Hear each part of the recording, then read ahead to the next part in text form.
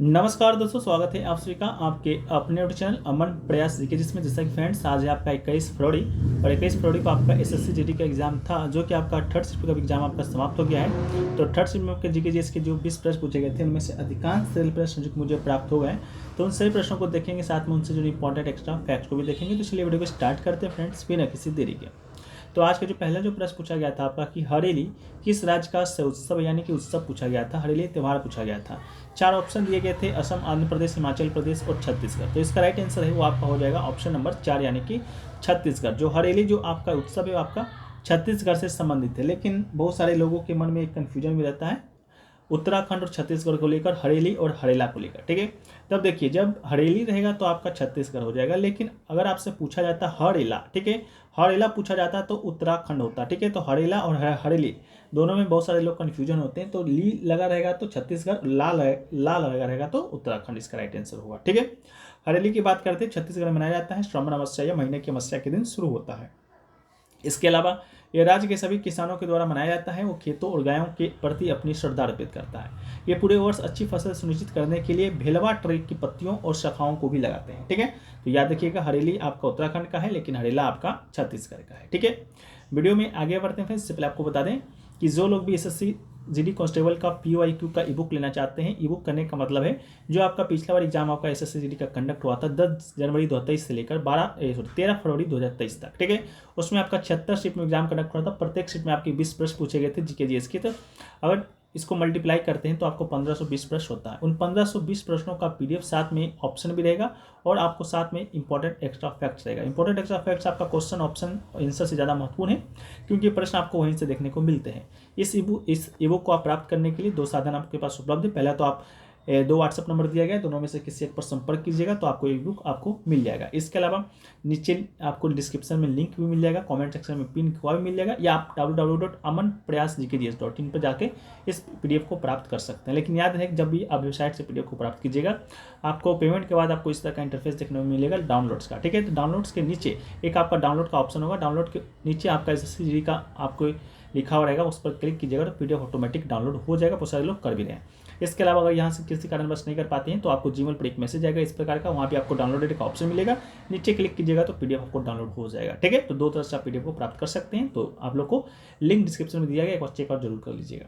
अगला क्वेश्चन पूछा गया कि मार्ले मिंटो सुधार भारत परिषद अधिनियम कब पारित किया गया था। 4 ऑप्शन दिए गए थे, आपका 1912 दिया गया था, आपका 1906 दिया गया था, 1923 दिया गया था और 1909 दिया गया था। ठीक है, तो इसका जो राइट आंसर हो जाएगा आपका 1909, इसका राइट आंसर हो जाएगा। मार्ले मिंटो सुधार जो परिषद अधिनियम है आपका 1909 के भारत शासन अधिनियम को ही कहा जाता है। जॉन मार्ले और लॉर्ड मिंटो के द्वारा निर्मित किया गया था। जॉन मिंटो आपका उस समय का वायसराय था और जॉन मार्ले उस समय का आपका भारत सचिव था। इसको आप याद रखिएगा। ठीक है, देखिए वीडियो आपको अगर अच्छा लगता हो तो वीडियो को लाइक जरूर कर दीजिएगा, क्योंकि लाइक करने से ही आपका जो वीडियो का जो रीच है वो दोस्तों आपका बढ़ेगा, नहीं तो नहीं बढ़ेगा। ठीक है, आपको गारंटी देते हैं कि पूरे यूट्यूब पर क्वेश्चन के साथ 100% रियल क्वेश्चन के साथ ऑप्शन के साथ जो आपका कोई भी एनालिसिस जो कि आपको कोई नहीं कराता होगा। ठीक है, ये चीज़ आप लोग भी जानते होंगे, नहीं तो पूरे यूट्यूब पर खोज लीजिएगा, हो सके तो लिंक हमको भी सेंड कीजिएगा। ठीक है, तो नेक्स्ट क्वेश्चन है कि भारत की भूमि सीमा की कुल अनुमानित लंबाई किलोमीटर में कितनी है। ठीक है, ऑप्शन दिया गया है 7516, 15200, 26000 और 21600। तो इसका राइट आंसर हो जाएगा 15200, इसका राइट आंसर हो जाएगा। किलोमीटर पूछा गया था तो 15200 इसका राइट आंसर हो जाएगा। भारत दुनिया का 7वां सबसे बड़ा देश है। क्षेत्रफल की बात करेंगे तो क्षेत्रफल आप लोग यहाँ पर देख लीजिएगा कितना है, नंबर से याद कर लीजिएगा, जैसे फोन नंबर आप याद रखते हैं। इसके अलावा उत्तर से दक्षिण की बात करेंगे, यानी कि ऊपर से नीचे की बात करेंगे तो 3214 किलोमीटर है। पूरब से पश्चिम की ओर बात करेंगे तो 2933 किलोमीटर है। ठीक है, भूमि सीमा आपका 1502 किलोमीटर है और भारत में तट रेखा की बात करेंगे तो तट रेखा 7516.6 किलोमीटर। ठीक है, अगला क्वेश्चन पूछा गया रणजी ट्रॉफी किस खेल से संबंधित है। तो रणजी ट्रॉफी की बात करेंगे तो जो रणजी ट्रॉफी है वो फ्रेंड्स आपका 4 ऑप्शन दिया गया है। हम इसके बारे में पिछले कई दिनों से, यानी कि कल भी आपका एग्जाम शुरू हुआ था, कल की हर शिफ्ट में आपका इसके बारे में हमने आप चर्चा किया है। ठीक है, रणजी ट्रॉफी से संबंधित। ठीक है, तो रणजी ट्रॉफी आपका क्रिकेट से संबंधित है, इसका राइट आंसर आपका क्रिकेट हो जाएगा। ये भारत में खेली जाने वाली प्रमुख घरेलू प्रथम श्रेणी क्रिकेट चैंपियनशिप है।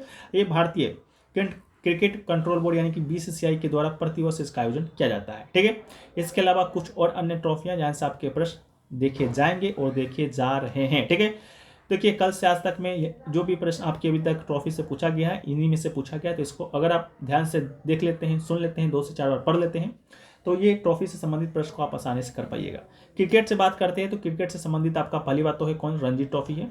रणजी ट्रॉफी के बाद दोस्तों आपका ईरानी ट्रॉफी भी आपका क्रिकेट से है। इसके अलावा दिलीप ट्रॉफी आपका आज के सेकेंड शिफ्ट या फर्स्ट में पूछा गया था, देख लीजिएगा, ठीक है। इसके अलावा आपका एक है सीके नायडू ट्रॉफी, ठीक है, कौन है, सीके नायडू ट्रॉफी है। इसके अलावा एक है आपका रानी झांसी ट्रॉफी, ठीक है, रानी झांसी ट्रॉफी भी आपका क्रिकेट से संबंधित है। इसके अलावा आपका देवधर ट्रॉफी भी आपका क्रिकेट से संबंधित है। इसके अलावा जी.के. बिरला ट्रॉफी भी आपका किससे संबंधित है, तो क्रिकेट से संबंधित है। इसके अलावा एक आपका रोहिंटन बारिया ट्रॉफी है, ठीक है, रोहिंटन बारिया ट्रॉफी भी आपका क्रिकेट से संबंधित है। ये तो आपका क्रिकेट से हो गया। इसके अलावा बैडमिंटन की बात करेंगे तो नारंग कप हो गया, चड्डा कप हो गया, नेहरू कप हो गया, अमृत उद्यान होगा, ये सभी का संबंध आपका बैडमिंटन से है। हॉकी से बात करेंगे तो हॉकी से अभी 3-4 जो प्रश्न पूछा गया था ज़्यादातर आपके हॉकी से ही पूछा गया है। तो याद रखिएगा, एक बेटन कप है, रंगास्वामी कप कल के फर्स्ट से पूछा गया था, आगा खा कप कल के फोर्थ से पूछा गया था, ठीक है। इसके अलावा बेगम रसूल ट्रॉफी है, महिलाओं का है। महाराजा रंजीत सिंह गोल्ड ट्रॉफी आज के सेकंड से पूछा गया है, ठीक है। लेडी रतन टाटा ट्रॉफी है, महिलाओं का है। गुरु नानक चैंपियनशिप है, महिला का, वो भी हॉकी से ही है।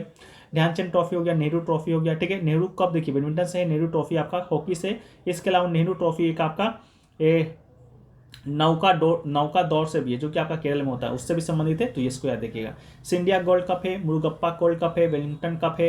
इसके अलावा इंदिरा गांधी गोल्ड कप है। इन सभी का संबंध आपका हॉकी से। फुटबॉल से आपका डीसीएम ट्रॉफी है, डोरन कप हो गया, रॉवर्स कप हो गया, बीसी रॉय ट्रॉफी हो गया। संतोष ट्रॉफी तो आज ही पूछा गया, अभी पूछा गया है। इसके अलावा IFS shield, Subroto Mukherjee cup, sir Ashutosh Mukherjee trophy, मडगा कप, ये सभी का संबंध आपका किससे है, तो ये सभी का संबंध भी आपका फुटबॉल से है।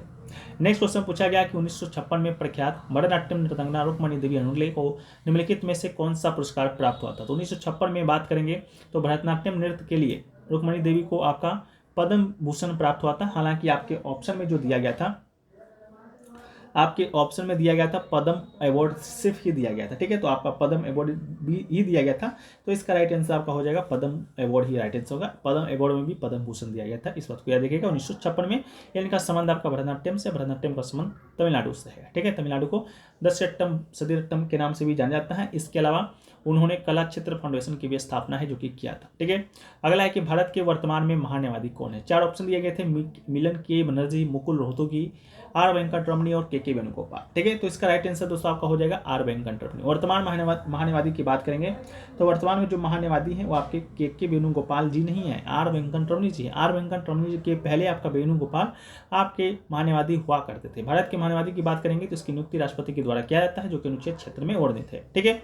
अनुच्छेद 76 से लेकर 78 तक का अनुच्छेद भारत के महान्यायवादी से संबंधित है और राष्ट्रपति के प्रसाद पर्यंत पद है जो कि धारण करता है। इसके अलावा भारत का जो महान्यायवादी है देश का सर्वोच्च विधि अधिकारी होता है। वर्तमान में महान्यायवादी के वेणुगोपाल नहीं है, इस सेंटेंस को हटाइएगा। वर्तमान में जो आपके भारत के महान्यायवादी है वो आपके आर वेंकटरमणी है। कौन से क्रम के, तो 16वें क्रम के हैं। 15वें क्रम के कौन थे, तो आपके के वेणुगोपाल जी थे, ठीक है, तो इसको याद रखिएगा।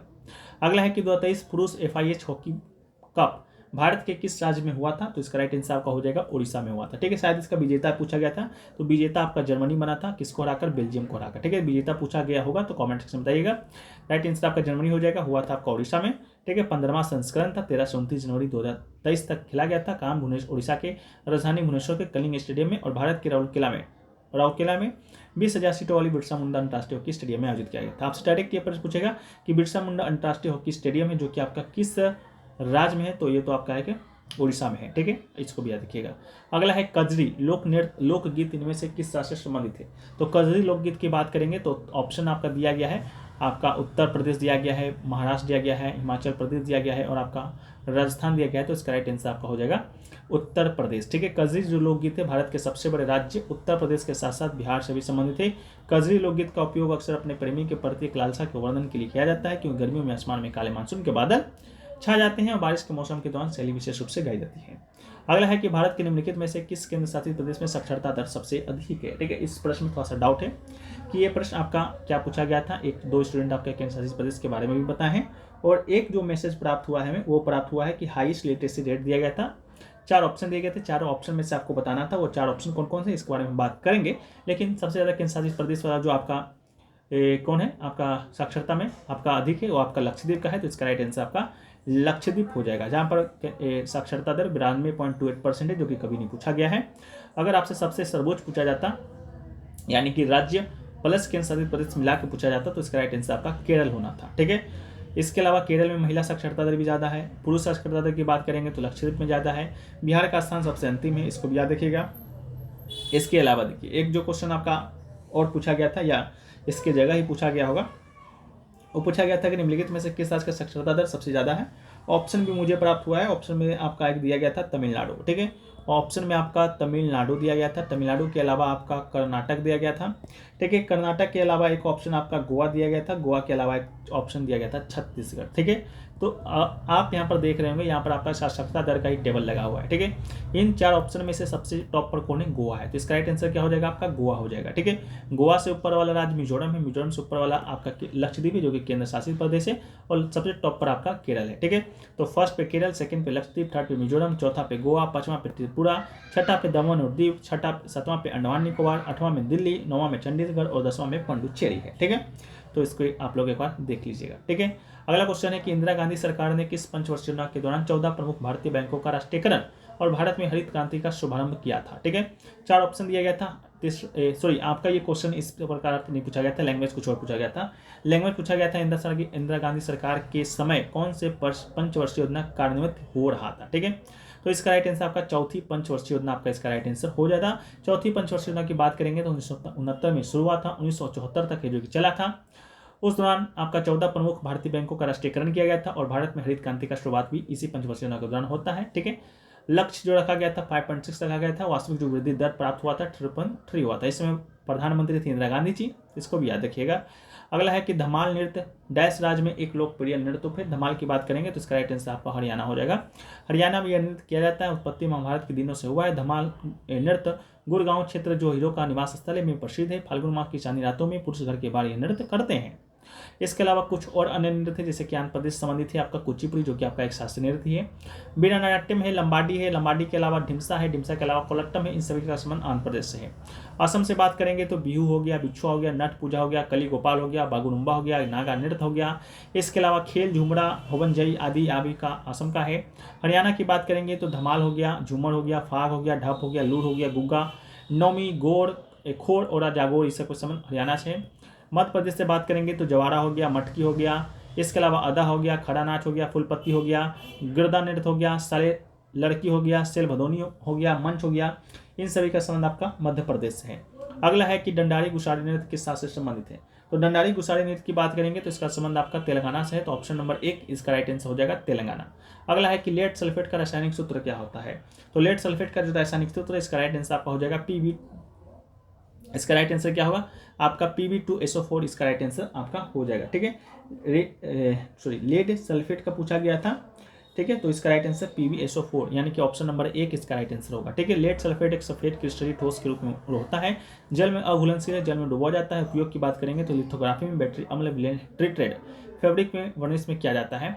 अगला है कि भारत के उपराष्ट्रपति डैश के पदेन अध्यक्ष भी होते हैं। तो भारत के जो उपराष्ट्रपति होते हैं राज्यसभा के पदेन अध्यक्ष होते हैं। तो इसका राइट आंसर आपका राज्यसभा हो जाएगा। राज्यसभा के विषय में हम लोग सेकंड शिफ्ट के वीडियो में बात कर चुके हैं। वर्तमान में जो आपके भारत के उपराष्ट्रपति हैं जगदीप धनखड़ जी हैं। इसके अलावा राज्यसभा के उपाध्यक्ष की बात अगर की जाएगी तो हरिवंश नारायण सिंह है वर्तमान में उपाध्यक्ष। अध्यक्ष की अनुपस्थिति में सदन के दिन प्रतिदिन के मामलों को देखते हैं, ठीक है। इसके अलावा और भी 3-4 प्रश्न पूछे गए थे। एक आपका देखिए पूछा गया था 1919 में पूछा गया था महात्मा गांधी से रिलेटेड आपका अभिव्यक्ति की स्वतंत्रता। ये 3-4 पॉइंट्स मिले हैं जिसका राइट आंसर आपका मौलिक अधिकार था। हालांकि पूरा जो प्रश्न है आपका नहीं मिल पाया लैंग्वेज के साथ, तो आप लोग कमेंट सेक्शन में भी जरूर बता दीजिएगा, ठीक है। इसके अलावा एक क्वेश्चन GDP से पूछा गया था, ठीक है। GDP से पूछा गया था, ये भी नहीं मिल पाया है। और एक आपका GST से पूछा गया था, ठीक है। तो ये सभी अगर आप बता सकते हैं तो आप लोग कमेंट सेक्शन में जरूर बताइएगा। और ये क्वेश्चन भेजने के लिए पारुल सिंह परिहार को, ठीक है। और एक और थे आपके ऋषभ रॉय जो कि आपके उत्तर प्रदेश की इटावा डिस्ट्रिक्ट से हैं, उनको बहुत बहुत धन्यवाद, ठीक है। मिलते हैं नेक्स्ट वीडियो में, जब तक के लिए जय हिंद, जय भारत, वंदे मातरम।